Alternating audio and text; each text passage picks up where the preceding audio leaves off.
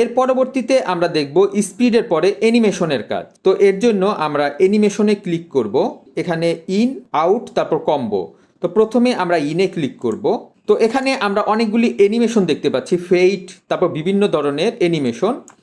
এখান থেকে আমি যে কোনো একটি অ্যানিমেশন সিলেক্ট করব। তো অ্যানিমেশন সিলেক্ট করার পরে আমরা নিচে দেখতে পাচ্ছি এখানে টাইম ডিউরেশন। এখান থেকে আমরা আমাদের টাইম ডিউরেশন বাড়িয়ে অথবা কমিয়ে নিতে পারি। আমরা প্লে করে দেখব। আমরা দেখতে পাচ্ছি আমাদের সুন্দর একটি, এবার আমরা ভিডিওর শেষে একটি অ্যানিমেশন ইফেক্ট দিব।